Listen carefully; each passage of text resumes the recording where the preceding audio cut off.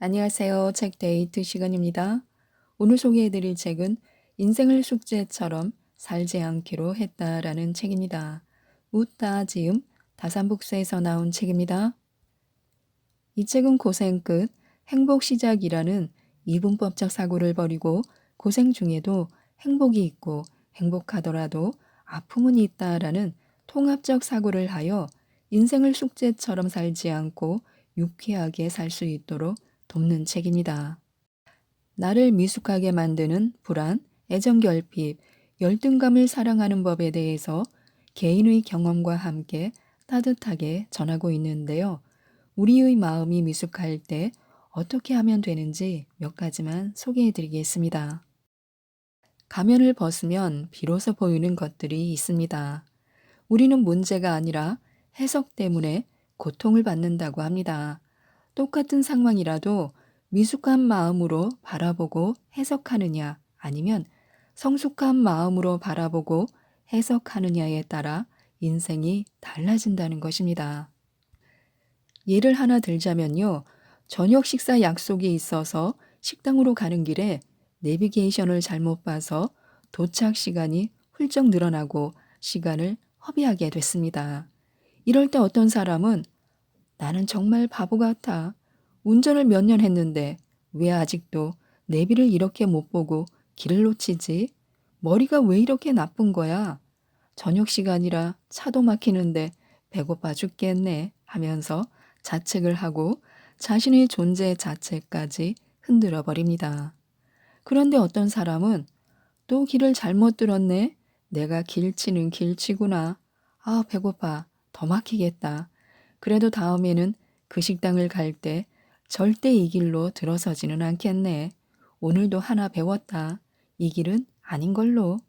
배고플수록 더 맛있게 먹으니까 오늘 저녁 식사는 더 맛있겠네 하고 자신의 미숙함과 짜증나는 감정을 외면하지 않으면서 해석을 달리합니다. 배움과 교훈을 남기고 실수를 승화하는 쪽으로 상황을 바라보는 것입니다.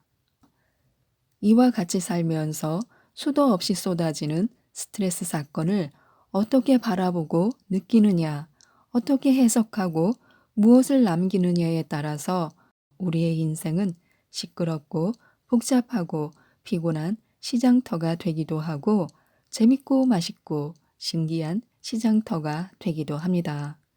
미숙한 마음으로 인생을 사느냐 아니면 성숙한 마음으로 인생을 사느냐의 차이입니다. 타인의 눈치를 많이 보는 사람도 있고 가짜 자기로 가면을 쓰고 살아가는 사람도 있고 과도한 인정 욕구와 완벽주의에 고통받는 사람도 있고 타인의 애정에 의존하며 집착하는 사람도 있습니다. 또 주변 사람들이 자꾸 믿고 거슬리는 사람도 있고 쉽게 상처받는 사람도 있는데요. 이렇게 우리의 마음이 미숙할 때 어떻게 하면 좋은지 알려드리도록 하겠습니다. 나를 싫어하면 어쩌지 하면서 가까운 관계에 있는 사람들의 마음을 살피는데 민감한 사람들이 있습니다.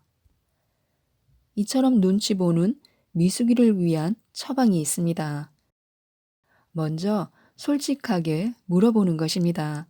상대방이 왠지 속으로 나를 불편해하는 것 같아서 관계가 걱정된다면 자신을 어떻게 생각하는지 솔직하게 물어보시기 바랍니다.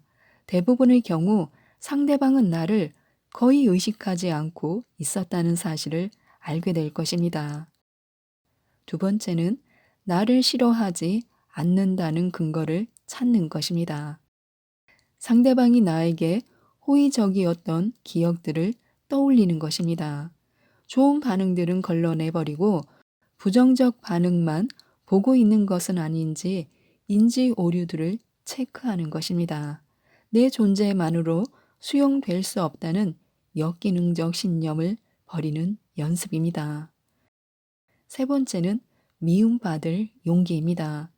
내가 누군가를 미워하는 것처럼 나도 누군가에게 미움받을 수 있습니다. 모두에게 좋은 사람일 수 없고 그럴 필요도 없습니다. 사랑도 받고 미움도 받는 게 삶이라는 사실을 받아들이면 과도한 스트레스를 피할 수 있습니다. 나도 몰랐던 미숙한 마음 중에는 가짜 자기가 있습니다. 가면 쓴 미숙이를 위한 처방은 첫 번째, 하루 10분 내 마음을 보는 것입니다. 종이를 한 장 펼치고 오늘 내 마음은 어땠는지 나를 생각할 때 떠오르는 것들을 솔직하게 규칙 없이 써보시기 바랍니다. 원하는 게 떠오른다면 아주 작게라도 실천하면 됩니다. 진짜 나를 만나서 노는 것입니다. 두 번째는 기분 나쁘지 않게 자기를 표현해야 합니다. 나에게 닥친 상황을 과장되지 않게 객관적으로 설명하면서 그에 대한 나의 감정을 말하면 됩니다. 그 자리에서 바로 말하기 힘들다면 기분을 가라앉힌 뒤에 문자로 해도 좋고 혼자 할 말을 연습했다가 나중에 말해도 좋습니다. 세 번째는 상대방을 과소평가하지 않는 것입니다. 상대방을 실망시킬까봐 두려운 마음에 혼자 소가리를 하며 모든 감정을 책임지려고 하지 말아야 합니다. 내가 실망시키는 게 아니라 상대방이 실망하는 것입니다. 슬픔도 실망도 상처도 모두가 겪는 인생의 일부고 상대방에게도 그것을 감당할 힘이 있답니다. 실수하면 틀림없이 버림받을 거야 하면서 실수나 실패가 너무 두렵고 자기가 생각한 틀대로 완벽하게 이루어야만 안심하는 사람이 있습니다. 내가 생각한 대로 되지 않으면 모두 망친 거라고 여기며 자신과 타인에게 높은 기준을 부과하는 사람입니다. 싫은 소리를 절대로 들어서는 안 되고 합리적인 비판이라도 견딜 수가 없습니다. 이런 완벽주의 미숙이를 위한 처방으로 첫 번째는 흑백 논리 오류에서 벗어나는 것입니다. 결과의 척도를 객관적으로 말해보시기 바랍니다. 이번 시험은 완전히 망쳐버렸어가 아니라 70점을 받았어라고 있는 그대로 사실을 말하는 것입니다. 불필요한 자책과 좌절감에서 벗어날 수 있습니다. 두 번째는 실수 알레르기를 버리는 것인데요. 실수했다는 사실에 집중하여 괴로워하기보다 다음에 보완할 부분을 생각하면 됩니다. 오히려 실수를 탄탄하게 기초를 쌓는 기회로 활용할 수 있습니다. 세 번째는 셀프 칭찬하기인데요. 잠들기 전에 오늘 하루 동안 내가 잘한 일, 나의 긍정적인 면을 떠올려 보는 것입니다. 아주 작은 일이라도 좋습니다. 긍정적인 생각이 쌓이면 행동으로 이어지고 게으른 완벽주의를 벗어날 수 있습니다. 네 번째는 현실적이고 구체적인 목표를 세우는 것인데요. 애매하게 오늘 책을 봐야지가 아니라 10시에서 12시에 책을 3단원까지 봐야지 이렇게 눈에 그려지는 목표를 세워야 합니다. 사소해도 괜찮습니다. 그렇게 목표에 도달하는 경험을 쌓는 것입니다. 다섯 번째는 과정을 소중히 여기면 됩니다.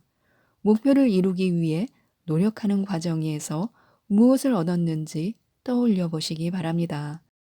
결과와 별개로 모든 경험은 내 안에 쌓여 인생의 보탬이 됩니다. 나도 몰랐던 미숙한 마음 중에는 타인을 미워하는 마음이 있습니다. 징징거리는 제가 너무 싫다. 이렇게 생각해 보신 적 있으신가요? 타인을 미워하는 미숙이를 위한 처방에는 첫 번째, 투영의 법칙을 이해하는 것입니다. 누군가가 너무 밉다면 그 사람에게서 미숙한 나를 발견했기 때문이라는 사실을 기억해야 합니다. 투영의 법칙을 이해하면 타인에게 화살을 돌리며 미워하는 대신에 나를 이해하고 돌볼 수 있습니다. 타인에게도 나에게도 건강한 방법입니다. 두 번째는 그림자와 화해하는 것입니다. 남몰래 감춰두었던 미숙한 나를 보며 내 뒤에 불쌍한 그림자 녀석이 하나 있지 하고 그대로 보듬어 주면 됩니다. 자책하며 수치심을 주는 대신에 따뜻하게 끌어안는 것입니다. 세 번째는 나의 장점도 보는 것인데요.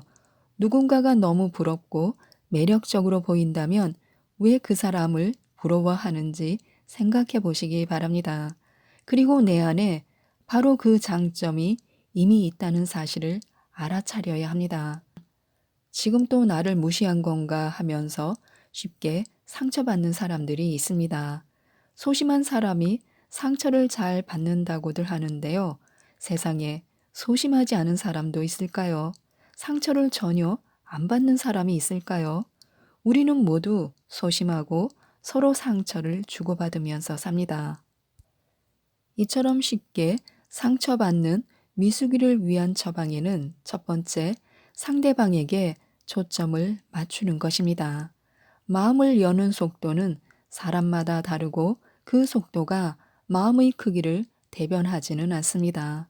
관계가 내 마음 같지 않아서 서운하다면 일단 상대방의 속도에 맞춰 기다려 주어야 합니다. 두 번째는 나의 성향을 인지하는 것입니다. 불안이 높고 완벽주의가 강한 사람, 사회적 민감성을 높게 타고난 사람, 예민하고 까다로운 기질을 타고난 사람은 쉽게 상처받을 수 있습니다. 성향일 뿐 좋고 나쁜 것이 없습니다. 세 번째는 과거의 상처와 현재를 구분하는 것입니다. 과거에 받았던 상처가 자꾸 떠올라 현재를 불안하게 한다면 상처받았을 당시의 내 감정과 생각을 떠올리고 그 마음을 달래주어야 합니다. 그리고 나는 그때의 내가 아니라는 걸 기억해야 합니다. 사람은 생긴 대로 산다. 죽을 때까지 사람은 변하지 않는다라는 말은 거의 진리입니다. 아마도 나이가 지긋한 분들이라면 이 말을 다 인정할 것입니다. 잠시 잠깐 변하는 모습을 보일 수는 있어도 오랜 세월이 지나면 결국 그 인간은 또 그 인간일 수밖에 없다는 결론에 이릅니다. 우리는 우리 자신이 조금 미숙하더라도 용서해야 합니다. 미숙한 나를 용서하는 연습을 해야 합니다. 먼저 실수했을 때는 자기 성찰이 필요합니다. 부족한 나를 비난하며 자책하지 말고 어떻게 된 일인지 최대한 객관적으로 파악하며 다음에는 어떻게 수정할지에 초점을 맞춰 생각하면 됩니다. 심리적으로 안정되면 더 많은 것을 보고 더 멀리 생각할 수 있습니다. 두 번째는 미숙한 나를 솔직하게 바라보는 것입니다. 기분이 나빠졌다면 무작정 스트레스를 풀지 말고 잠깐만 그 기분에 머무르며 이유를 찾아보시기 바랍니다. 불쾌한 마음을 만든 미숙한 나를 외면하지 않고 솔직하게 마주하는 것입니다. 세 번째는 소리 내서 셀프 응원하기인데요. 미숙한 나에게 이만큼 버티느라 애썼다라며 소리내서 말하고 스스로를 토닥여 주는 것입니다. 수치스러워하는 대신에 귀여워하고 사랑하는 것입니다. 나를 미워하지 않고 함께 가는 방법입니다. 아픔이 생겼을 땐 어떻게 하면 좋을까요? 건강과 관계뿐만 아니라 일, 돈, 꿈, 가족, 미래 등 내 뜻대로 되지 않을 때 우리는 죽음을 생각할 정도로 완전히 다운되며 무너지기도 합니다. 내 존재의 근간이 흔들려 버릴 만큼 힘든 일도 벌어집니다.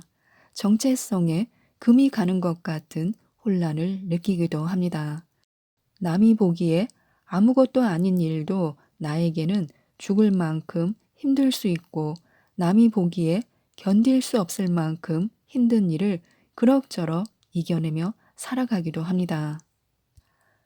아픔이 있을 때는 아픔을 견디는 연습을 해야 하는데요. 첫 번째는 오늘만 보는 것입니다.